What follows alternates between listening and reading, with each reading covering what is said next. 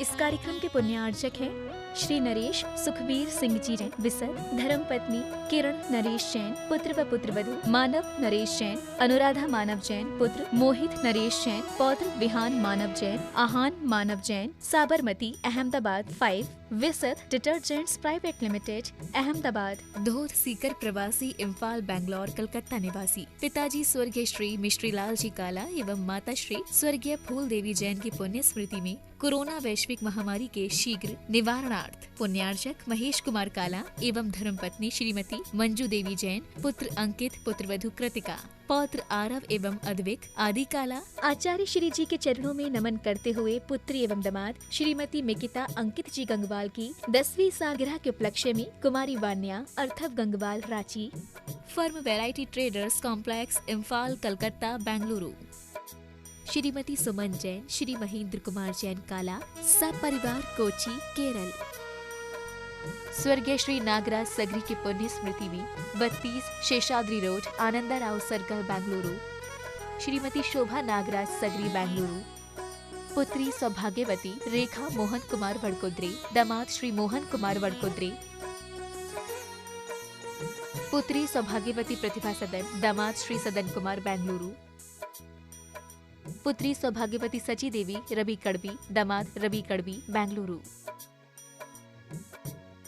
श्रीमती सरोज, श्री सुनील, आशिका, प्रतीक जैन, अंकित एवं Khushboo Pataudi, firm Saroj roofing private limited Cochin, Shri Chhavi Kumar Sethi, Shrimati Kavita Devi Sethi, Sheel Chand Chhavi Kumar Sethi, firm Amar roller flour mill, Dimapur Nagaland.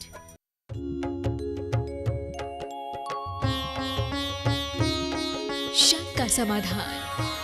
बोलिए देवादिदेव 1008 श्री पार्श्वनाथ भगवान की जय जय जय। बोलिए समन संस्कृति उन्नायक प्रातः स्मरणीय संत शिरोमणि परम पूज्य 108 आचार्य गुरुवर विद्यासागर जी महामुनिराज की जय जय जय। बोलिए गुणायतन प्रणेता शंका समाधान प्रवर्तक भावना योग प्रवर्तक प्रखर वक्ता परम पूज्य 108 मुनिवर्षी प्रमाण सागर जी मुनिराज की जय जय जय। परम पूज्य 108 मुनिवर्षी अरह सागर जी मुनिराज की जय जय जय। प्रिय बंधुओं, जैसा कि आप लोग को विदित है कि पूज्य देव का सत्संग मंगल में प्रवास शाश्वत सी 6 सम्मित शिखर स्थित गुणायतन में चल रहा है और आज के शंका समाधान कार्यक्रम गुणायतन परिसर में ही आयोजित है। आज के शंका समाधान कार्यक्रम में यहाँ उपस्थित स्थानीय श्रद्धालुओं का तथा उन सभी दर्शकों, श्रोताओं और श्रद्धालुओं का जो घर बैठे आज यहाँ के शंका समाधान के कार्यक्रम का सीधा प्रसारण पारस चैनल, जिनवाणी चैनल, प्रमाणिक ऐप के माध्यम से देख सुन आनंद ले रहे हैं, उन सबों का मैं गुणायतन एंड श्री सेवायतन परिवार की ओर से हार्दिक हार्दिक अभिनंदन करता हूँ। बंधुओं, मैं आपको लिए चलूँ शंका समाधान की ओर। इसके पूर्व प्रतिदिन की तरह आज भी हम लोग सर्वप्रथम पूज्य देव के चरण कमलों में त्रिबार नमोस्तु निवेदित करते हुए उनके मंगल में आशीर्वाद से अपने को अभिषेक करके तार्थ करेंगे। तो हाथ जोड़िए, मस्तक झुकाइए और बोलिए मेरे साथ, नमोस्तु गुरुदेव, नमोस्तु गुरुदेव, नमोस्तु गुरुदेव। बोलिए मुनिवर्षी प्रमाण सागर जी महाराज की जय जय जय। प्रिय बंधुओं, शाश्वत क्षेत्र सम्मेत शिखर जी में जिन धर्म की अचिंत्यकारी प्रभावना करने वाला आयतन गुणायतन बहुत शीघ्रता से ही साकार रूप लेने जा रहा है। गुणायतन कमेटी समयबद्ध सीमा के अंतर्गत गुणायतन की को साकार रूप में देने के लिए संकल्पबद्ध है। निर्माण कार्य बहुत तेजी से चल रहा है। ऐसे में अब सिर्फ आवश्यकता है आपके सक्रिय उदारतापूर्ण सहयोग की। आपसे निवेदन है कि आप गुणायतन कार्य से संपर्क करके गुणायतन की जो विभिन्न योजनाएं हैं उनकी जानकारी ले करके आप अपने मनपसंद योजनाओं के माध्यम से अपना उदारतापूर्ण सहयोग हमारे तक दे सकते हैं। साथ ही प्रतिदिन होने वाले शांति धारा विषय के कार्यक्रम में भी आप पुण्यार्जगत का सौभाग्य प्राप्त कर सकते हैं। अपने जीवन की सुख शांति समृद्धि के लिए, विश्व शांति के लिए, स्वास्थ्य लाभ के लिए, शादी की वर्षगांठ के लिए, जन्मदिन शादी अवसर पर आप गुणायतन कार्य से संपर्क करके अपने पुण्यार्जगत का सौभाग्य भी सुरक्षित करा सकते हैं। आप हमारा सहयोग प्रदान कीजिए, हम आपके सहयोग का बहुत बहुत स्वागत करेंगे। चलिए प्रथम प्रश्न के लिए मैं आमंत्रित कर रहा हूं गुणायतन के सीईओ श्री सुभाष जी जैन शिखर जी। परम श्रद्धेय मुनिद्वय के चरणों में शत नमन। गुरुदेव, इन दिनों हम लोग गुणायतन मंदिर में शांति विधान आयोजित कर रहे हैं, विश्व शांति और इस महामारी से बचने के लिए। ये आपके सानिध्य में और आपकी कृपा से हो पा रहा है। हम लोग इसके लिए आपके बहुत बहुत ऋणी हैं। गुरुदेव, इसके तृतीय वलय में विधान करते हुए हमने पढ़ा है कि सभी 32 प्रकार के देव आते हैं, तो उनकी सबकी एक एक अर्घ्य चढ़ाए जाते हैं। तो उसमें लिखा है कि परिवार सहित आते हैं। तो उनके देवों के परिवार क्या होते हैं? उनका जन्म कोई इस तरह मनुष्यों की तरह तो होता नहीं, कोई माता पिता नहीं होते, कोई पत्नी नहीं होती, तो उनका जन्म का तो व्यवस्था अलग है। तो फिर उसमें परिवार कैसे? ऐसा है, देवों का भी परिवार होता है। परिवार रक्त संबंध से ही बने ऐसा कोई जरूरी नहीं। परिवार तो आपसी संबंधों से पनपता है और उस आपसी संबंध के आधार पर परिवार विकसित होता है। एक इंद्र के परिवार में 10 प्रकार के देव होते हैं। तत्वार सूत्र के सूत्र को आपने पढ़ा होगा। इंद्र सामानिक त्रायस्तिंस पारिषदात्म रक्ष लोकपालानिक प्रकीर्ण का भी योगाश्च प्रकीर्ण का अभियोग के लिए विस्काश्च। तो ये 10 प्रकार के देव एक इंद्र के परिवार में होते हैं। उससे इंद्र का वैभव प्रदर्शित होता है। उसमें देव भी होता है, देवियाँ भी होती हैं, उसकी बल्लभा देवियाँ भी होती हैं, इंद्र की पट्ट महादेवियाँ भी होती हैं। तो ये सारी व्यवस्थाएं हैं। तो इनके परिवार का बहुत विस्तार होता है। तो जो 32 अर्घ आप शांति विधान में चढ़ाते हैं, वे 32 अर्घ शांतिनाथ भगवान के जिनालय में भगवान की आराधना के लिए जो 32 इंद्र हैं वो आ रहे हैं, यानी सारे देव आ गए। ऐसे इंद्र के प्रतिंद्रों को ले लें और सबके डबल डबल ले लें तो बहुत हो जाते हैं। तो भवनवासियों के 8 वेद, 8 इंद्र आ गए और ज्योतिषियों भवनवासियों के 10, बैंत्रों के 8, ज्योतिषियों के 2, इस तरह से 12 और 8 20 लिए और कल्पवासी के 12 लिए। जबकि भवनवासी और वेंत्रों में 2-2 इंद्र होते हैं, तो 10 की जगह 20 इंद्र हैं। जो वेंत्रों में 8 की जगह 16 इंद्र हैं। तो इस तरह से सब मिलाकर के 100 होते हैं। वहाँ 32 इंद्रों की प्रमुखता से भगवान की आराधना की और ये सारे इंद्र आ गए तो सारा देव परिवार आ गया। नमो सूर्य नमो। बोलिए। पूज्य गुरुदेव, प्रथम प्रश्न जोधपुर से, राजस्थान से श्री मोतीलाल जी जैन का है। वो कह रहे हैं, गुरुदेव मैं श्वेतांबर परंपरा से, मैं आपके प्रवचन एवं शंका समाधान जिनवाणी चैनल के माध्यम से प्रतिदिन सुनता हूँ और मैं अत्यधिक प्रभावित हूँ। मेरी जिज्ञासा है कि जैन धर्म में मंत्रों का लाभदायक प्रभाव बताया गया है कि हम मंत्रों का जाप करें जिससे, तो गुरुदेव हम किस प्रकार मंत्रों का जाप करें जिससे एकाग्रता भी बढ़े और अधिकतम लाभ भी मिले? देखिए, मंत्र महान नहीं है, मंत्र के साथ जुड़ी हुई श्रद्धा महान।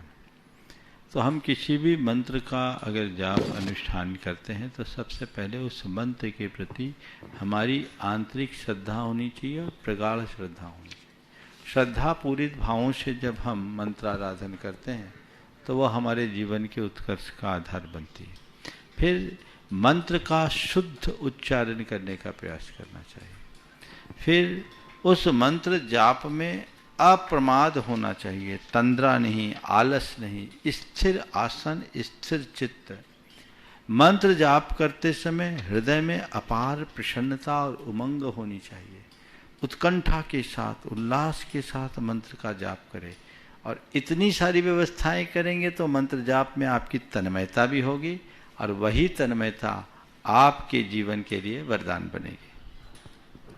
पूज्य गुरुदेव, गोपालगंज सागर से मध्य प्रदेश से श्री राजेश जैन आरआई कह रहे हैं, गुरुदेव मदर टेरेसा जब नोबेल शांति पुरस्कार प्राप्त कर रही थीं तब उन्होंने अपने मार्मिक उद्बोधन में कहा था, नेकी की शक्ति लाएगी दुनिया में शांति। काय की शक्ति? नेकी की शक्ति। हाँ। नेकी इस महामारी के समय विश्व को इस सिद्धांत की महती आवश्यकता है, किंतु लोगों की सोच ऐसी बनी हुई है कि नेकी कर दरिया में डाल। लोगों की यह सोच दुनिया को संकट में डाले हुए है। आम जनों के मस्तिष्क में नेकी के प्रति जागरूकता कैसे लाया जाए, धर्म गुरुओं की इसमें क्या भूमिका है? देखिए, बिल्कुल ठीक है, नेकी से आएगी विश्व में शांति, यथार्थ है। और अगर सब लोग नेकी के रास्ते पर चलने लगे तो जगत में जो आज अशांति और उपद्रव हो शांत हो सकता है। आज के समय मानवता संकट में है और इसके लिए हर व्यक्ति को मानवता की सेवा में तत्परता के साथ जुटने का प्रयास करना चाहिए। आप अगर इस तरीके से जुटेंगे तभी कुछ अच्छा कार्य होगा। हमें प्रकृति के साथ तालमेल बनाकर सब प्राणियों के साथ मानवीय व्यवहार होना चाहिए, करुणापूर्ण व्यवहार होना चाहिए, तभी हम ऐसा कुछ कर सकते हैं। नेकी कर दरिया में डाल की जो बात है वो अपनी जगह बिल्कुल सही है। उसका अर्थ है कि आप अच्छा काम करो लेकिन उसका श्रेय लेने की कोशिश न करो। हाँ, पर आजकल के लोगों में नेकी के प्रति रुझान कम हो रहा है, क्योंकि लोगों की सोच उल्टी हो गई। जब मनुष्य की सोच विशुद्धतया भौतिक हो जाती है तो हर बात को वह उसी दृष्टि से देखना शुरू कर देता है। ऐसे व्यक्ति के अंदर स्वार्थपरता बढ़ जाती है, और जहाँ स्वार्थपरता है वहाँ मनुष्य की संवेदनाएं छीन हो जाती है। फिर ऐसे व्यक्ति से दया, करुणा, परोपकार या नेकी की अपेक्षा करना बहुत कठिन हो जाता है। तो हमें चाहिए कि हम अपने हृदय को संवेदनशील बनाएं और चित्त में दया को भरने की कोशिश करें, ताकि हम नेकी की ओर आगे बढ़कर अपना जीवनोद्धार कर सकें। पूज्य गुरुदेव, हजारीबाग झारखंड से श्रीमती हीरा बड़जात्या कह रही हैं, गुरुदेव बचपन में हमने ये गाना सुना है, रोते रोते हंसना सीखो, हंसते हंसते रोना, और जितनी चाबी भरी राम ने उतना चले खिलौना। हाँ। यहाँ राम जी ने कैसी और कौन सी चाबी की बात की है, कृपया समाधान करें। देखिए, जितनी चाबी भरी राम ने उतना चले खिलौना, रोते रोते हंसना सीखो, हंसते हंसते रोना। मतलब इसका अर्थ ये है कि जीवन की जो भी व्यवस्था है उसमें संतोष और सामंजस्य बनाकर जीने का अभ्यास करें। यदि हम ऐसा करते हैं तो वो हमारे जीवन के लिए एक अलग रस देता है। जब मनुष्य अपनी इच्छाओं के अनुरूप प्रवृत्तियां करना शुरू कर देता है तो वो अपने जीवन में उपलब्ध व्यवस्थाओं के साथ सामंजस्य नहीं बिठा पाता। नतीजतन उसे अतिरिक्त तनाव और दबाव का शिकार बनना पड़ता है, और इस तनाव और दबावपूर्ण स्थिति में उसका जीवन बड़ा दूभर हो जाता है।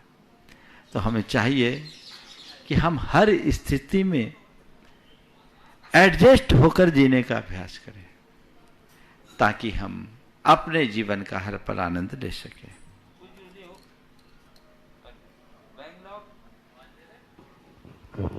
बेंगलोर कर्नाटक से श्री नीतेश जैन गोधा कह रहे हैं, महाराज जी, तिलक का जैन धर्म और भारतीय संस्कृति में क्या महत्व है?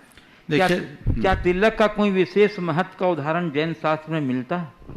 देखिए, तिलक हमारी संस्कृति का एक बहुत ही प्राचीन अंग है। तिलक टीके धार्मिक कार्यों में लगाते हैं। तिलक के विभिन्न रूप हैं, और ऐसा कहते हैं कि तिलक को जब हम अपने मस्तक पर लगाते हैं तो हमारे आज्ञा चक्र को नियंत्रित करता है। और ये विभिन्न परंपराओं में तिलक टीकों का महत्व है ही। जहाँ तक पूजा पाठ में, उसी के साथ साथ किसी सुहागन स्त्री के सुहाग के प्रतीक स्वरूप भी तिलक है। हमारे शास्त्रों में भी तिलक का वर्णन है। तिलक से मनुष्य की श्रेष्ठता अभिव्यक्त होती है। आप लोग जब अभिषेक पूजन करते हैं तो 9 स्थानों में तिलक का विधान देखने को मिलता है। हमारे जो जितने भी आभूषणों की बातें हैं, 16 श्रृंगार की बात है, चाहे वो पुरुष की हो या स्त्री की, उसमें तिलक का मूल स्थान है। तो तिलक से जीवन का गौरव बढ़ता है।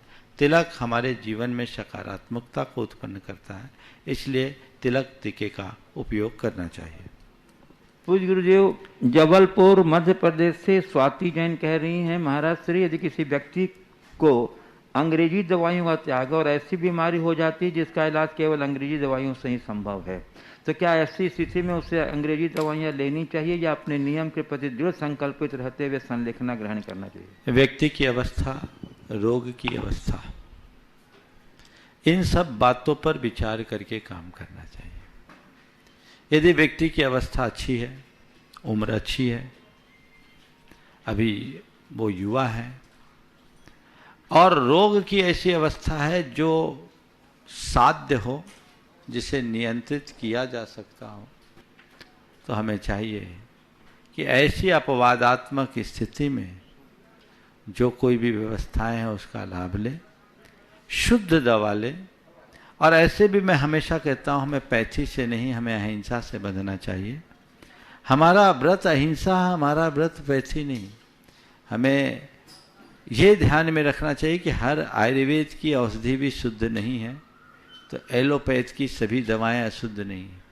हाँ, उनके निर्माण के परीक्षण में जो हिंसा होती है वो जरूर समझते हैं, लेकिन इसके अतिरिक्त उसे अशुद्ध ही कहा जाए ये बात ठीक नहीं। तो इस तरह के औषधोपचार की जो व्यवस्था है एक आपवादिक है, और आपवादिक स्थितियों का पालन आपत्ति के काल में ही किया जाता है। एक नीति है, आपत्ति काले मर्यादा नास्ति। तो जब आपत्ति का काल हो उस समय व्यक्ति को देश काल की स्थिति को देखकर समझना चाहिए। जैसे अभी कोरोना काल चल रहा है, बहुत सारे लोगों के सामने इस तरह के सवाल आ रहे हैं, वैक्सीनेशन को लेकर के भी लोग बहुत सवाल कर रहे हैं, और जो लोग अस्पताल जा रहे हैं जिनके जीवन और मरण का सवाल है, उन सब की स्थिति ऐसी है। तो मैं ये कहूँगा कि यदि व्यक्ति चिकित्सा का लाभ लेकर अपने जीवन को बचा लेता है और बाद में प्रायश्चित कर लेता है, तो इसमें कोई दोष नहीं समझना चाहिए, वही मार्ग है। आज मान लीजिए एक व्यक्ति को 30 साल की उम्र में अपेंडिक्स की नस फंस जाए और ऑपरेशन कराना पड़े, अचानक कराना पड़े, तो उसे गहन चिकित्सा लेनी पड़ेगी कि वो मरेगा। इस उम्र में उसे असामयिक समाधि देने की व्यवस्था नहीं है, उसे चिकित्सा कराना चाहिए। हम मुनियों तक के लिए बोला गया है कि अगर कोई असाध्य रोग है तो दीक्षा छेद करके वो अपनी चिकित्सा कराकर पुनर्दीक्षा ले सकता है। तो आप लोग हों, अगर आपके कोई व्रत नियम है किसी वजह से टूट जाते हैं, तो उसको एक आपत्तिकालिक स्थिति मानकर ठीक होने के बाद उसका प्रायश्चित ले सकते हैं और अपने आप को सुधार सकते हैं। लकीर के फकीर बनना कतई उचित नहीं। पूज्य गुरुदेव सिंघाना मध्य प्रदेश से अभिषेक गंगवाल कह रहे हैं, गुरुदेव कहते हैं कि जिनवाणी सुनने में परिणाम शांत हो जाते हैं, हार्मोन बदलते हैं और उन हार्मोन्स के बदलने पर रोग स्वतः शमन हो जाते हैं। तो क्या गुरुदेव जिनेंद्र भगवान के वचन ही परम औषधि है, और क्या जिनके मन स्वस्थ न हो उन्हें जिनेंद्र भगवान के वचनों की औषधि का पान करना चाहिए? देखिए, ये बात सही है, जिनवाणी तो औषधि है ही, इसे तो पीयूष कहा है, ये अमृत है। जम संलीना जीवा तरंति संसार सायरम अनंतम, तम सब जीव शरणम पशियव जिन शासनम सुरम, जिनवर मोशह मीनम सब रोगानम। एक और श्लोक गाथा है, बड़ी प्रसिद्ध है, जिनवयन मोशह मीनम, जिनवयन मोशह मीनम, जन्मरण वाहि हरणम क्षय करणम सब दुखानम। ये जिन वचन ऐसी औषधि है जो सबके जन्म जरा और रोग की व्याधि को नष्ट करके सब दुखों का अंत कर देती है। जिनवयन मोशह मिनम विषय सुविरेयनम अमीय भूयम, जन्मरण वाहि हरणम क्षय करणम सब दुखानम। कि ये जिन वचन ऐसी अमृत स्वरूप औषधि है जो हमारे विषय सुख को विरेचित कर देती है, अमृत रूप है, और जन्म जरा मरण रूप व्याधि को नष्ट करके सब दुखों का क्षय कर देती है। क्षय करणम सब दुखानम।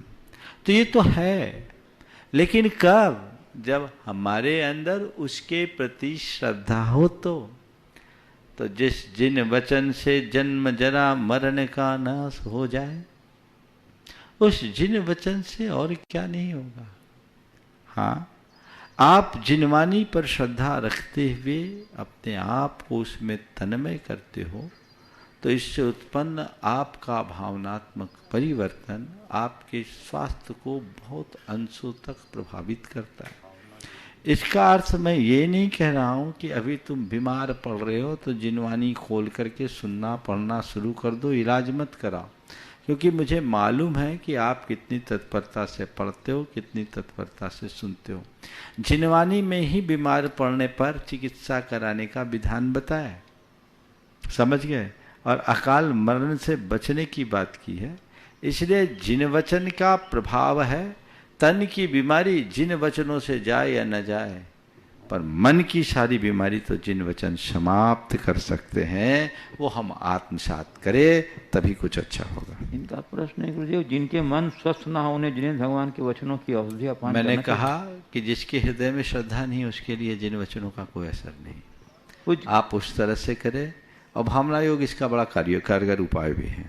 पूज्य गुरुदेव, फिरोजाबाद उत्तर प्रदेश से सचिन जैन कह रहे हैं, गुरुदेव संसार में नकारात्मक तथा सकारात्मक दोनों तरह की सोच वाले व्यक्ति होते हैं, तो ये दोनों तरह की सोच हमें जन्म से ही प्राप्त होती है या पारिवारिक संस्कारों द्वारा निर्मित होती है? क्या नकारात्मक सोच रखने वाले लोगों की सोच को बदला जा सकता है? देखिए, सोच हमारे भाव दशा की अभिव्यक्ति है, ये हमारे संस्कारों से निर्मित होते हैं। हमारे जो संस्कार है इसमें बहुत कुछ वंशानुगत है जो जन्मजात हमें मिलते हैं, कुछ हम अपने परिवार और परिवेश से प्राप्त करते हैं, और कुछ हम उस इन्वायरमेंट से प्राप्त करते हैं जिनके बीच रहते हैं। तो सामान्य रूप से हमारी भावधारा सोच वैसी होती है, लेकिन मनुष्य अपने सोच को अपने संकल्प से बदल सकता है। ऐसा नहीं है कि जिसकी सोच नकारात्मक है वो जिंदगी भर नकारात्मक ही बना रहे, या जिसकी सोच सकारात्मक है वो जन्म से सकारात्मक ही रहे, ऐसा नहीं। बहुत सारे ऐसे लोग हैं जो अपना पुरुषार्थ करके नकारात्मकता को सकारात्मकता में बदलने की सामर्थ्य रखते हैं, बदलें। वे नकारात्मक से सकारात्मक होते हैं, बहुतों में बदलाव है।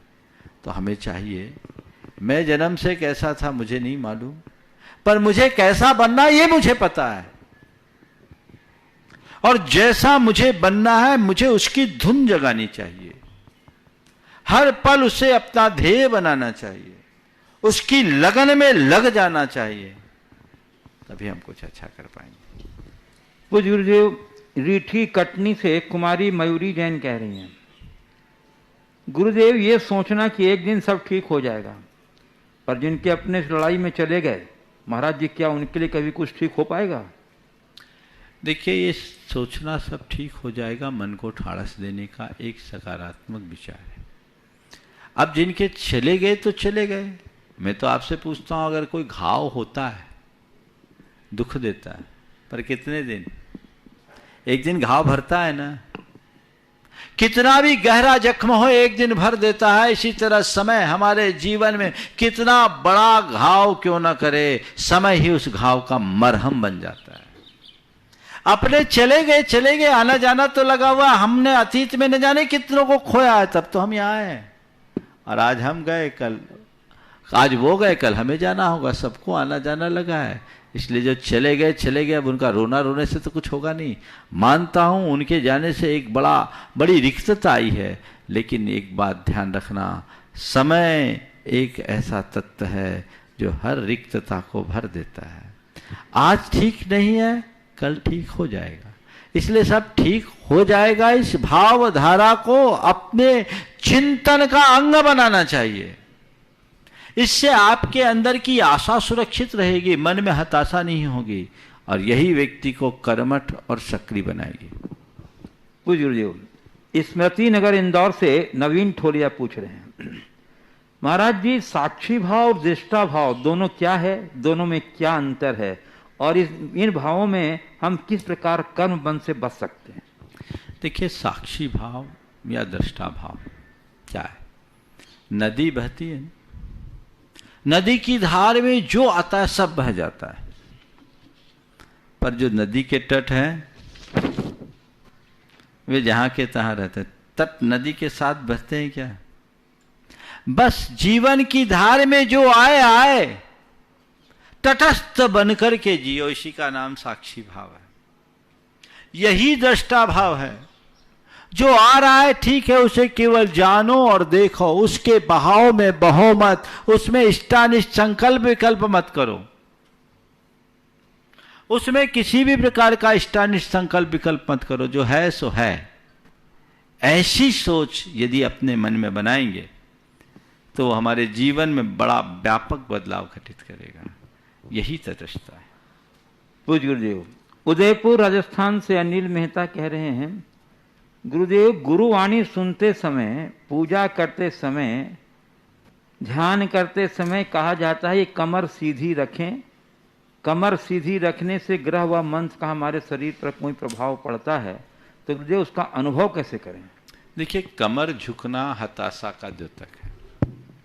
आप देखिए, जब कभी आपके अंदर उत्साह उमंग होती तो आप क्या करते हैं? एकदम तन जाते हैं।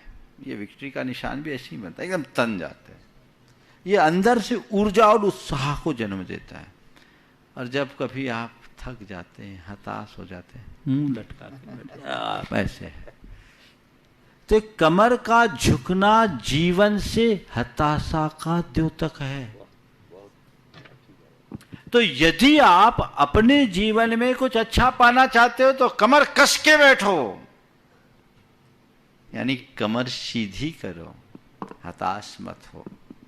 दूसरा, हमारी कमर का संबंध हमारे स्नायु रज्जु से है, पृष्ठ रज्जु से है। पृष्ठ रज्जु का पूरा संबंध हमारे स्नायु तंत्र से। तो ये जो स्नायु तंत्र अगर अपना ठीक काम करेगा तो हमारा मस्तिष्क भी ठीक तरीके से काम करेगा, हमारी एकाग्रता और तन्मयता भी आएगी, हमारा उत्साह संचरित होगा और हम तदनुरूप अपने जीवन में कुछ अच्छा घटित कर पाएंगे। इसलिए हमें हमेशा जब भी कोई अच्छा कार्य करना हो, बिल्कुल कमर सीधी करके एकदम तत्परता और एकजुटता के साथ करना चाहिए। पूज्य गुरुदेव, हैदराबाद तेलंगाना से अमित जैन पूछ रहे हैं, महाराज जी, किसी ने कहा कि जीने में सरलता, कठिन हालात में धैर्य और दूसरों के प्रति सहानुभूति, ये तीनों जिंदगी के सबसे बड़े खजाने। बहुत सुंदर। इस खजाने को कैसे बढ़ाया जाए, कृपया मार्गदर्शन करें। बहुत अच्छा सवाल, भाव आपने व्यक्त किया। जीने में सरलता, कठिन घड़ी में धैर्य और दूसरों के प्रति सहानुभूति। दूसरे के प्रति सहानुभूति हमारे जीवन के लिए बहुत बड़े खजाने हैं। आपने पूछा इस खजाने को हम कैसे प्राप्त करें। ये सब चीज़ें सहज प्राप्त हो सकती है यदि मनुष्य के हृदय में आध्यात्मिक दृष्टि और संवेदनशीलता आ जाए। यदि आपका मन संवेदनशील हो, आपकी दृष्टि अध्यात्म से भर जाए, तो आपके लिए बातें एकदम सहज और सरल होगी, कहीं किसी प्रकार की कठिनाई नहीं होगी। पूज्य गुरुदेव, दिल्ली से खुशी जैन कह रही, मेरा नाम खुशी जैन है, मैं 19 वर्ष की हूँ, दिल्ली निवास करती हूँ। मेरी शंका है कि सब कहते हैं कि अच्छे काम कर्म करने चाहिए जिससे हमें अगला जन्म अच्छा मिले, लेकिन अगले जन्म में हमें तो नहीं पता होगा कि हमने अच्छे कर्म किए थे या बुरे, जो हम इस योनि में आए हैं, और ना ही वह सुख या दुख भोगते हुए हमें पता होगा कि मैंने पहले ऐसे कर्म किए थे, इसलिए मैं यहाँ हूँ। तो अच्छे कर्म क्यों करना चाहिए? मैं आपसे एक सवाल करता हूँ। आप भोजन करते हैं तो चाहे जो भोजन करते हैं या वही भोजन करते हैं जो हमारे स्वास्थ्य के अनुकूल होता है?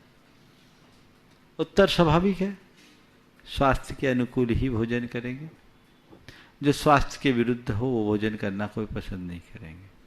तो जैसे भोजन करते समय ये ध्यान रखा जाता है कि स्वास्थ्य को अनुकूल बनाए रखने के लिए हमें अच्छा भोजन करना चाहिए, तो जीवन को अनुकूल बनाए रखने के लिए अच्छा कर्म करना चाहिए। अच्छा कर्म करने से जीवन अच्छा होगा, बुरा कर्म करने से जीवन बुरा होगा। आपने सवाल किया है कि हमें ये कैसे पता लगेगा कि हमने अतीत में अच्छे कर्म किए इसलिए ये सब मुझे मिला। मैं एक उदाहरण देता हूं कि बहुत सारी चीजें ऐसी होती है जो हम प्रत्यक्ष नहीं करते, लेकिन फिर भी उसका फल हमें दिखाई पड़ता है। जैसे आप कहीं जा रहे हो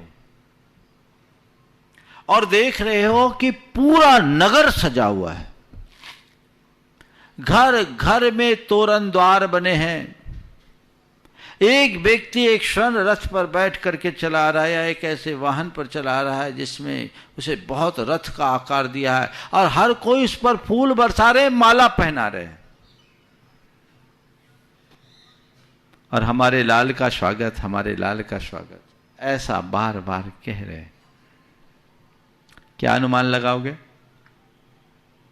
क्या अनुमान लगाओगे इसे देखकर? यही ना कि जरूर इस आदमी ने कोई अच्छा काम किया था, इसलिए आज इसका इतना यशोगान और सम्मान हो रहा है। यही होगा, इस आदमी ने कोई अच्छा काम किया था, इसीलिए आज इसका इतना यशोगान और सम्मान हो रहा है। आप एक दूसरे गांव में जाते हैं, आप देख रहे हैं कि एक आदमी का मुंह काला करके जूते चप्पल की माला पहनाकर गधे पर बिठा के घुमाया जा रहा है। क्या सोचोगे? क्या सोचोगे? जरूर इस आदमी ने कोई बुरा काम किया होगा, यही अनुमान लगेगा ना, है ना? अभी तो कोई अच्छा काम करता दिख नहीं रहा है आपके सामने, तो उसको आपको कोई बुरा काम करता दिखा नहीं, लेकिन एक का स्वागत है और एक का तिरस्कार। क्यों? जिसने अच्छा कार्य किया उसने सम्मान पाया, जिसने बुरा कार्य किया उसका तिरस्कार हुआ। तो जैसे ये है भाई हमारे जीवन में, हमने अगर अपने जीवन में कोई अच्छा कार्य किया है, आज हमारे जीवन में जितनी भी अनुकूलताएं दिख रही है या जिसके जीवन में भी अनुकूलताएं दिख रही है, तय मानकर चलना, समझ लेना जरूर इसने पीछे कोई अच्छा काम किया था। और आज किसी के जीवन में दुख, विप्लव, संकट, परेशानियां दिख रही है, अभाव और अल्पता दिख रही है, उसे देख करके समझना जरूर इसने अपने पिछले जन्म में या बीते दिनों में कोई बुरा काम किया है, उसका फल मिल रहा है। इससे अंदाज लगाया जा सकता है, ये तो समझने की बात है। कुरान काबा में एक बहुत अच्छी बात लिखी कि अरे तुम उन कहारों को देखो, अरे तुम उन कहारों को देखो जो कोई डोली उठा रहे हैं, और उसे देखो जो उस पे सवार है, और समझ लो धर्म का फल क्या है। एक कहार बनकर ढो रहा है और दूसरा सवार बनकर ढोया जा रहा है। तो अपने अपने कर्म का फल भोगे संसार, एक खस्तट्टी खींचता एक ले रहा बहार। अपना अपना कर्म है, इसे भूलना नहीं पड़ेगा। तो हमारा संपूर्ण जीवन हमारे कर्मों पर नियंत्रित है। हम कर्म करते समय हमें पता नहीं लगता कि हम कर्म कैसे करते हैं, लेकिन उसका फल तो हमें भुगतना ही पड़ता है। इसलिए भ्रम निकाल दीजिए। सब कुछ जीवन की जितनी भी व्यवस्थाएं हैं, ये हमारे द्वारा उपार्जित अच्छे बुरे कर्मों के परिणाम स्वरूप ही हैं। अतीत में हमने जो किया आज भोग रहे हैं, और आने वाले दिन के लिए हम बीज भी बो रहे हैं। समझ गए? तो अच्छे का फल अच्छा और बुरा का फल बुरा समझना चाहिए। वो गुरुदेव अकोला महाराष्ट्र से कुनाइटन ट्रस्टी श्रीमती संगीता गव्हाणे कह रही हैं, गुरुदेव एक बार 3 दोस्त मिले, ज्ञान, धन और विश्वास। इन तीनों मित्रों ने एक दूसरे से प्रश्न पूछा कि हम कहाँ मिलेंगे। ज्ञान ने बोला मैं मंदिर में, स्वाध्याय भवन में, विद्यालयों में मिलूंगा। धन बोला मैं धनवानों के पास मिलूंगा। विश्वास कुछ नहीं बोले। फिर दोनों ने उसकी खामोशी के कारण पूछा, तो विश्वास ने बहुत शांति से कहा मैं एक बार चला गया तो कभी नहीं मिलूंगा। तो गुरुदेव इस विश्वास को हम अपना दोस्त कैसे बनाएं कि हम से कभी दूर न जा सके। देखिए, विश्वास को दोस्त बनाने का एक ही उपाय है, ज्ञान का अभिमान न हो और धन में आसक्ति न हो। जब मनुष्य के मन में अभिमान होता है या आसक्ति होती है, उसकी अपनी एक दुनिया जब बन जाती है, फिर उसका अंदर का विश्वास टूटने लगता है, खोने लगता है। तो अपने विश्वास को खोना है, बना के रखना है, तो सबके प्रति आत्मीयतापूर्ण संबंध रखो। उनके आगे न ज्ञान को आने दो, न धन को आने दो। व्यक्ति का मूल्यांकन उसके गुणों से करो। व्यक्ति की पहचान उसके धन वैभव के करने की जगह गुण वैभव के माध्यम से करो। व्यक्ति का सत्कार उसके ऊपरी ज्ञान की जगह उसके चरित्र बल के साथ करो। विश्वास कभी नहीं टूटेगा। पूज्य गुरुदेव दीपचंद जी जैन कोलकाता पश्चिम बंगाल से कह रहे हैं, गुरुदेव हमारे यहाँ परंपरा है कि किसी के देहावसान के उपरांत 13वें दिन पूरा परिवार और समाज के लोग मंदिर जाते हैं, शांति की पाठ करते हैं, साथ ही शांति विधान का भी आयोजन होता है। परंतु गुरुदेव अभी लॉकडाउन के कारण जिनारे बंद है, तो हम इस परंपरा का निर्वाह किस प्रकार करें, कृपया मार्गदर्शन दें। देखिए, वर्तमान में महामारी है, महामारी के प्रकोप में बहुत लोग आ रहे हैं। कई कई परिवार में तो ऐसा हो रहा है कि आज एक गया, कल परसों दूसरा गया, एक एक साथ दो दो तीन तीन लोग जा रहे हैं। निश्चित शोक की समाप्ति देव पूजन और पात्र दान से ही होती है, और इसलिए 12 दिन के बाद 13वें दिन भगवान का पूजन, आराधन और शक्ति के अनुरूप दान आदि दिया जाता है। पर चूंकि अभी ये महामारी का दौर है, मंदिर सब बंद है और मंदिरों में लोग जाए तो एक दूसरे के साथ संक्रमण का भी खतरा है। इसलिए ऐसी स्थिति में क्या करना चाहिए, मेरे 2 सुझाव हैं। यदि मंदिर खुले हैं, मंदिर की व्यवस्था है, तो प्रतीकात्मक रूप से घर परिवार के 2 लोग अपना परीक्षण करा के, जांच करा के 2 या 4 लोग मंदिर जी में अपना विधान कर लेना चाहिए, यदि मंदिर की व्यवस्था इसमें सहमत हो। और बाकी लोगों को वर्चुअली इसको देख लेना चाहिए, आप उनको और माध्यम से दिखा दीजिए। और दूसरा एक तरीका है, जहाँ पूरी तरह से मंदिर आदि बंद है, जैसे पिछले बार के लॉकडाउन में तो बंद था ही, अभी भी देश के कई राज्यों में ऐसा है जहाँ पूरी तरह से सब प्रतिबंधित है। बड़ी शक्ति है, लोगों को नीचे उतरने के लिए भी रोका जा रहा है। और ये संक्रमण की वजह से ज़रूरी भी है, क्योंकि कल के बारे में मुझे बताया कि कल सबसे ज़्यादा पीक पे था 4,14,000 केस। तो ये एक बहुत गंभीर समस्या है। तो इसके लिए जो कुछ भी है, किसी तरीके से इसका प्रसार रुके, प्रयास तो करना ही चाहिए, और इसमें बहुत सारी रोक लगाने ही पड़ते हैं। तो ऐसी स्थिति में फिर देश भर में किसी भी तीर्थ क्षेत्र में अपनी ओर से विधान करा लीजिए। वर्चुअली आप उससे जुड़ करके अपने मन को शांत कर लीजिए, भावना भाइये, जब सब अनुकूल होगा तो हम काम करेंगे। घर के सारे सदस्य वर्चुअली तो जुड़ ही सकते हैं, और जुड़ करके उसका लाभ ले। हमें धर्म का कार्य देश काल की परिस्थिति के अनुरूप करना चाहिए।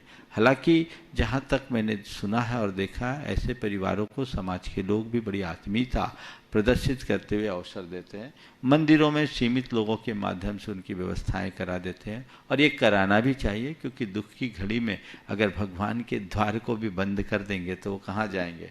तो ऐसा करना चाहिए, और यदि ऐसा नहीं होता तो जो मैंने दूसरा सॉल्यूशन दिया वो कर लेना चाहिए। पूज्य गुरुदेव, IAS राहुल जैन की धर्मपत्नी श्रीमती रूपल जैन दिल्ली से पूछ रही हैं, गुरुदेव वर्तमान परिस्थितियों में हम अपने घर की दिनचर्या किस प्रकार व्यवस्थित करें कि आने वाले पाप कर्म को पुण्य की ओर ले जा सकें। देखिए, मैं तो कहता हूँ ये बड़ा अच्छा मौका है कि आप अपने पाप को पुण्य के रूप में परिवर्तित कर सकें। आम दिनों में, आज के दिनों में बड़ा अंतर है। आम दिनों में तो आपको घूमने फिरने, इधर उधर जाने में बहुत समय लगता था, और घर में सब सदस्य अलग अलग समय से आते तो ज़्यादातर महिलाओं का समय तो चौके में ही जाता। अब आपको घर पे ही रहना है, तो खाने पीने का समय आपका बच गया, घूमने फिरने का समय बच गया, तो आपके पास बहुत समय। तो ये दुनियादारी में जो आपका समय खपता था, उसमें पाप आता था। आज वो जो समय बचा है, इस समय को, बचे हुए समय का आप लाभ उठाइए, और यही लाभ अगर आप शुभ अनुष्ठानों में लगाते हैं, आज अपने घर में बैठ करके स्वाध्याय करना, प्रवचन सुनना, सत्संग करना, जाप करना, पाठ करना, चिंतन करना, ये सारे शुभ अनुष्ठान हैं। ये शुभ अनुष्ठान आपको पाप की क्रिया से भी बचाता है और नए पुण्य के संचय का अवसर भी देता है। तो ये पाप को पुण्य में परिवर्तित करने का कितना अच्छा माध्यम है। इसके साथ ही अपनी प्रतिभा को निखारने का भी एक अच्छा अवसर है। ऐसे समय में लोगों को कुछ अच्छा पढ़ना चाहिए, अच्छा लिखना चाहिए, अपनी कला और गुणों के विकास का कुछ प्रयास करना चाहिए। खाली समय में खाली बैठना मनुष्य को निठल्ला बना देता है, और खाली समय में अच्छा काम का अवसर तलाशना मनुष्य की कर्मठता की पहचान है। हम निठल्ले बनकर न जिए, हम कर्मठ बनकर के जिए। अगर मेरे पास समय खाली है तो मैं अपने समय को जैसे तैसे काट दूं, ये मेरी बेवकूफ़ी होगी। पर मुझे थोड़ा भी समय खाली मिले और मैं अपने आप को खाली न रहने दूं, कुछ अच्छा काम कर लूं, तो ये मेरी कर्मठता की पहचान होगी। तो मैं यही मानता हूँ, जो कर्मठ व्यक्ति होते हैं उनके पास कभी समय नहीं बचता, और जो निठल्ले होते हैं उनका कभी समय नहीं कटता। हम समय को न कटे ऐसी बात ही नहीं, हमेशा हमारे साथ ऐसी होनी चाहिए कि हमारा समय हमें बचे ही नहीं। दिन बीत रहा है लेकिन ऐसा लग रहा है जैसे अभी हमारे पास बहुत कुछ करने को है। तो ये मौका है, इसका लाभ उठाएं। पूज्य गुरुदेव, इंदौर मध्य प्रदेश से नरेंद्र मिश्री लाल गंगवाल कह रहे, मेरा प्रश्न शांति धारा को लेकर है। शांति धाराएं विभिन्न उद्देश्यों को लेकर होती रही है, जन्मदिन, शादी की सालगिरह, पुण्यतिथि, बीमारी, महामारी। मेरी जिज्ञासा है कि शराब, बलात्कार, हिंसा, भ्रष्टाचार जैसी महाबीमारियों से मुक्त भारत के लिए भी क्या शांति धारा की जा सकती है?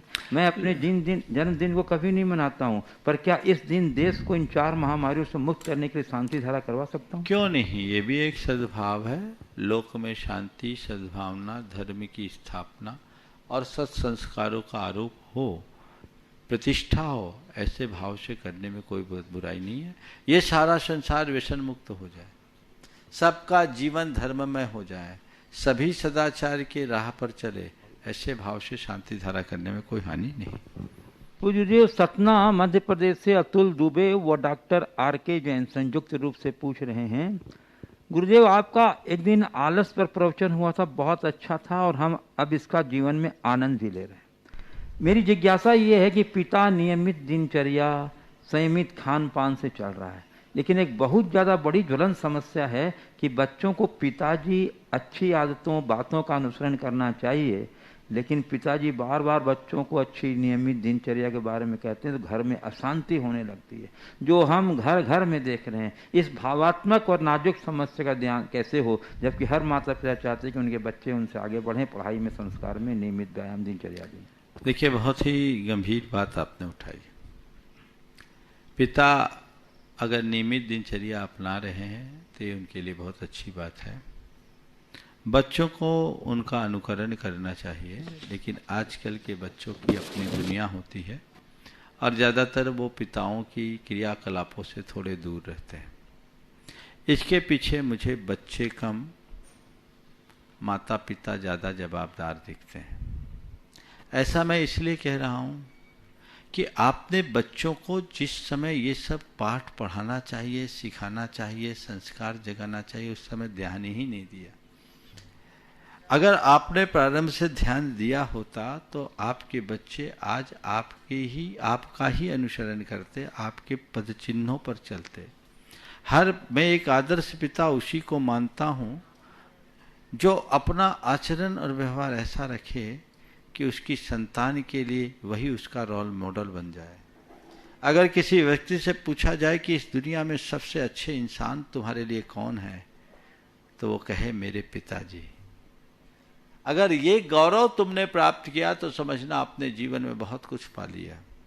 ये आपको होना चाहिए, तब आप एक आदर्श स्थापित करेंगे। मेरे संपर्क में एक बड़े उद्यमी हैं, बड़े खुले विचार के, बड़े सदाचारी और जिंदा दिल व्यक्ति। उनकी बेटी लंदन से पढ़कर आई थी। उन्होंने मुझसे कहा, महाराज जी मेरी बेटी बाहर से पढ़कर आई है और उम्र भी हो गई है, काफ़ी ऊंची पढ़ाई कर ली है, मैं अब इसके विवाह की बात करना चाहता हूँ। महाराज आप कुछ गाइड कर दीजिए। बेटी पास में बैठी थी, मैंने पूछा आगे क्या करना चाहती है? बोले जो पापा कहें। तो तुम्हारा आगे विवाह आदि का विचार है? बोले महाराज वो तो सब लड़की का रहता है। तो मैंने ऐसे ही पूछा, चूंकि वो बाहर पढ़ के आई थी। बोले तुम कैसे लड़के को पसंद करोगे, कैसे लड़के को अपना लाइफ पार्टनर बनाना चाहोगे? उसने तुरंत कहा, महाराज जी मुझे कुछ नहीं चाहिए, मुझे मेरे पापा जैसा लड़का मिल जाए। मैं अपने पापा से कहती हूँ आप मेरे जैसा, अपने जैसा लड़का ले आओ, मुझे आपसे अच्छा कोई लड़का नहीं दिखता। पिता की आंखों में आंसू। कितने माँ बाप हैं जिनको ऐसा गौरव प्राप्त है। प्रारंभ से बच्चों को नियमित दिनचर्या को का महात्म समझ में आए, थोपिए नहीं, आप ये करो वो करो, ये करो वो करो, वो नहीं। ज्यादातर जितने बड़े बुजुर्ग हैं ना, वो अपने 25 साल से पहले की कहानी देख ले, 25-30 साल तक। ये तो प्रायः जब गाड़ी पुरानी होती है, दच के खाती है, तभी वर्कशॉप में आती है। धर्म सभाओं में आप देखिएगा सब प्रौढ़ लोग होंगे, बुजुर्ग लोग होंगे, युवा तो बहुत कम ही होते हैं। प्रौढ़ और युवा लोग तो बहुत कम होते हैं, प्रौढ़ और बुजुर्ग लोग होते हैं ज्यादा। तो आप अपने जीवन की बात देखिए और बच्चों से उतनी ही अपेक्षा कीजिए। मैं आपसे कहता हूं, बच्चों को अपनी चर्या बदलने के लिए कहना बंद कर दीजिए। उन्हें आप अपनी चर्या दिखाइए, अपना आचार व्यवहार ऐसा बनाइए कि आपके बच्चे आपके पथ पर चलने के लिए स्वयं उत्कंठित हो जाए। उनको आप अपने बच्चों के आदर्श बनिए ना। एक बार बच्चों को बता दीजिए कि बच्चे तुम्हारे जीवन की सीमा क्या है। बेटा तुम्हें सब कुछ करना, लेकिन इस सीमा रेखा का कभी उल्लंघन मत करना। और उसे इस तरीके से करना चाहिए। मेरे संपर्क में एक सज्जन है जिनके बच्चे बहुत संस्कारी थे, वो भी बहुत संयमित, सदाचारी और सात्विकता के धनी। उन्होंने कहा महाराज जी मैंने एक काम किया, मेरे पिताजी ने मुझे जो जो कहा मैंने उसको अपने लिए ब्रह्म वाक्य माना। मेरे पिताजी भी बड़े जिंदा दिल आदमी थे, सुहृदय थे और हमेशा अच्छे संस्कारों से भरे थे, अच्छे संस्कारों की बात करते थे। तो मेरे पिताजी ने जो मुझे संस्कार दिए वो मेरे लिए आज ब्रह्म वाक्य बन गया। मैं अपने बच्चों से जब भी कहता हूँ तो हमेशा हवाला दे के कहता था, बेटे मेरे पापा मुझसे ये कहते थे और मैंने वो किया और उसका मुझे ये फल मिला। मैंने कभी अपने बच्चों को ये नहीं कहा कि मेरे पापा ने मुझे कहा वो मैं कर रहा हूँ और जो मैं तुम्हें कह रहा हूँ वो तुम करो। वो केवल एक बात कहते थे, मेरे पापा मुझसे ऐसा ऐसा कहते थे और मैंने ये किया। कोई अच्छा प्रसंग आए तो ऐसे नहीं कि उपदेश दे रहे। बोले महाराज जी आज उसका असर ये है कि मुझे बच्चों को कुछ कहना नहीं पड़ता, वो देखते हैं कि जो मैं कर रहा हूँ वही उनके लिए आदर्श है। तो ऐसा आदर्श बनाएंगे तभी कुछ अच्छा कर पाएंगे। पूज्य गुरुदेव,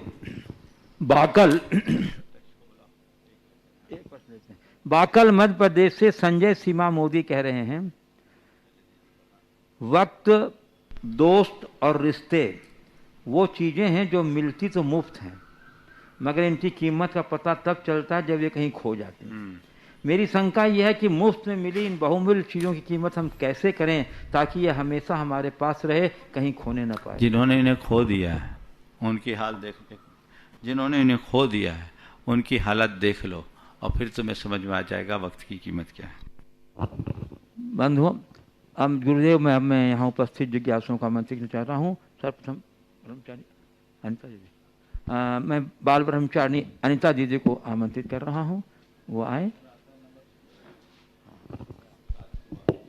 उसके बाद तैयार रहेंगे प्रत्युष जैन कन्नौज श्रीमणि संरक्षक गुणायतन परिवार के सदस्य।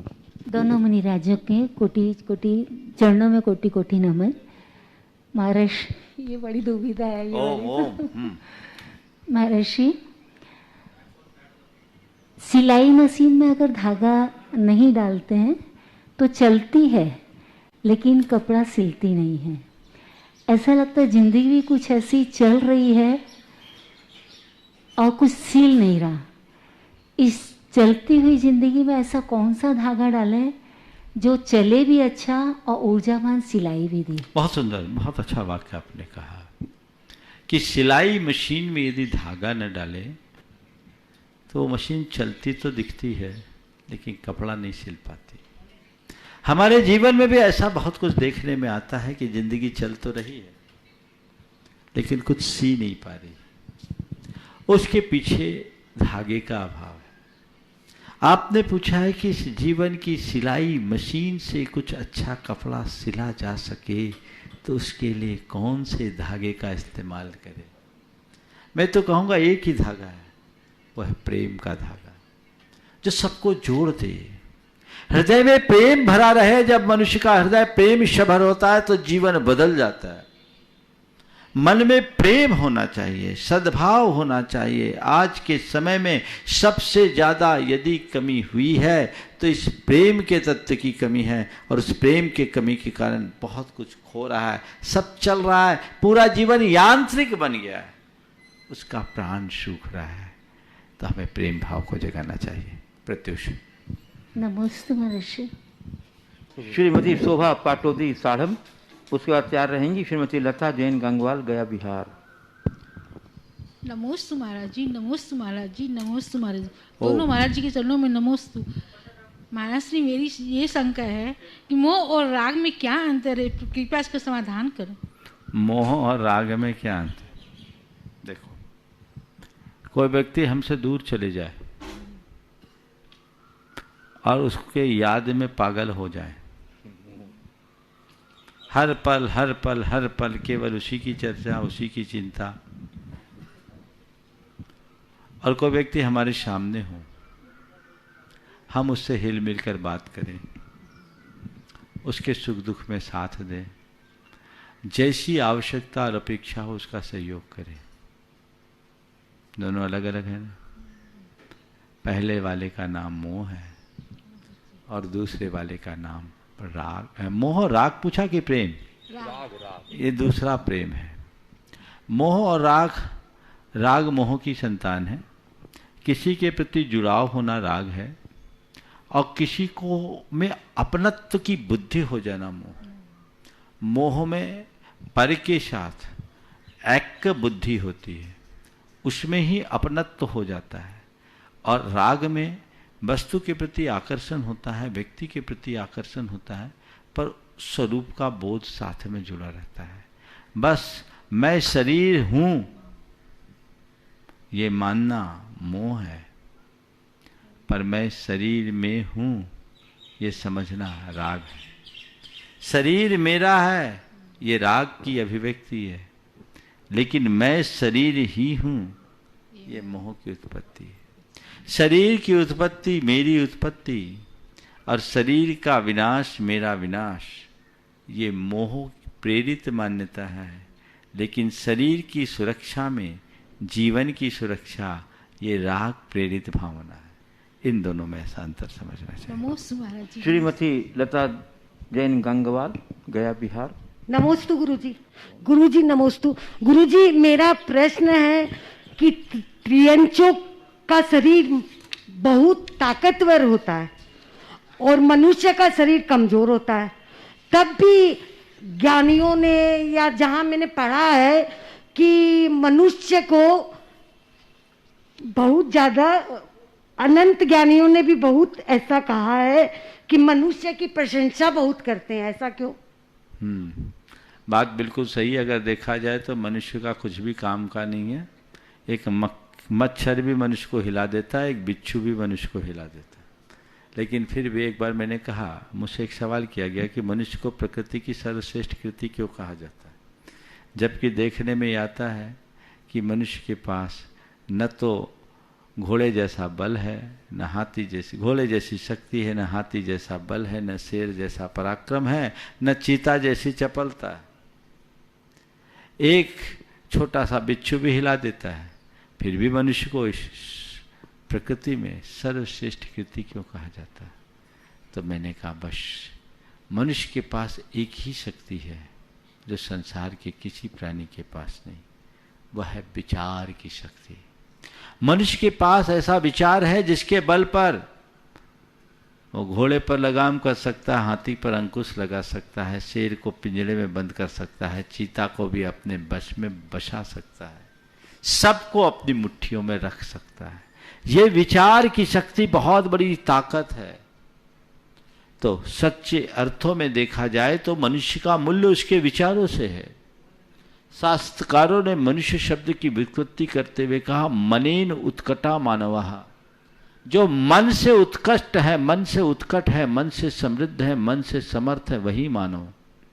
तो मन की सामर्थ्य, मन की उत्कटता ही मानवता की पहचान है। तो हमारा मन ही हमारे जीवन के उत्थान का आधार है। लोग कहते हैं कि मनुष्य मनु की संतान है, मैं कहता हूं मनुष्य मन की संतान। अगर मन मजबूत हो जाए तो मनुष्य सब कुछ कर सकता है।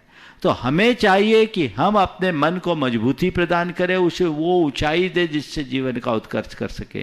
तो मन की एक शक्ति तो हमें मिली है, इसे हम सही दिशा में नियोजित करेंगे, जीवन का उत्थान होगा। और यही शक्ति को यदि हम गलत दिशा में मोड़ देंगे, हम जीवन का पतन कर डालेंगे। हम इस मन की शक्ति को ऊपर उठाएं और अपने जीवन का एक आदर्श बनाएं। इसी शुभ भाव के साथ समय आप सबका हो गया है। बोलिए परम पूज आचार्य गुरुवर श्री विद्यासागर जी महाराज की। बोलिए परम पूज्य मुनि प्रमाण सागर जी महाराज की जय। मुनिवर सागर जी महाराज की जय।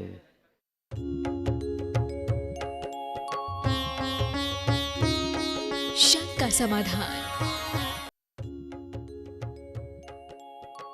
इस कार्यक्रम के नियार्चक थे श्री नरेश सुखबीर सिंह जी जैन, विसर, धर्मपत्नी किरण नरेश जैन, पुत्र व पुत्रवधू मानव नरेश जैन, अनुराधा मानव जैन, पुत्र मोहित नरेश जैन, पौत्र Vihan Manav Jain, Aahan Manav Jain, Sabarmati Ahmedabad 5, Visat detergents private limited Ahmedabad, Dhodh Sikar प्रवासी इम्फाल बैंगलोर कलकत्ता निवासी, पिताजी स्वर्गीय श्री मिश्री लाल जी काला एवं माता श्री स्वर्गीय फूल देवी जैन की पुण्य स्मृति में कोरोना वैश्विक महामारी के शीघ्र निवारणार्थ पुण्यार्चक महेश कुमार काला एवं धर्मपत्नी श्रीमती मंजू देवी जैन, पुत्र अंकित, पुत्रवधू कृतिका, पौत्र आरव एवं अद्विक आदि काला, आचार्य श्री जी के चरणों में नमन करते हुए पुत्री एवं दामाद श्रीमती मिकिता अंकित जी गंगवाल की 10वीं सालगिरह के उपलक्ष्य में कुमारी वान्या अर्थव Gangwal Ranchi, firm variety traders complex Imphal Calcutta Bengaluru, Shrimati Suman Jain, Shri Mahendra Kumar Jain Kala, सब परिवार कोची केरल, स्वर्गीय श्री नागराज सगरी की पुण्य स्मृति में 32 शेषाद्री रोड आनंदा राव सर्कल बेंगलुरु, श्रीमती शोभा नागराज सगरी बेंगलुरु, पुत्री सौभाग्यवती रेखा मोहन कुमार वड़कोद्रे, दामाद श्री मोहन कुमार वड़कोद्रे, पुत्री सौभाग्यवती प्रतिभा सदन, दामाद श्री सदन कुमार बेंगलुरु, पुत्री सौभाग्यवती सची देवी रवि कड़बी, दामाद रवि कड़बी बेंगलुरु, श्रीमती सरोज, श्री सुनील, आशिका, प्रतीक जैन, अंकित एवं Khushboo Pataudi, firm Saroj roofing private limited Cochin, Shri Chhavi Kumar Sethi, Shrimati Kavita Devi Sethi, Sheel Chand Chhavi Kumar Sethi, firm Amar roller flour mill, Dimapur Naga.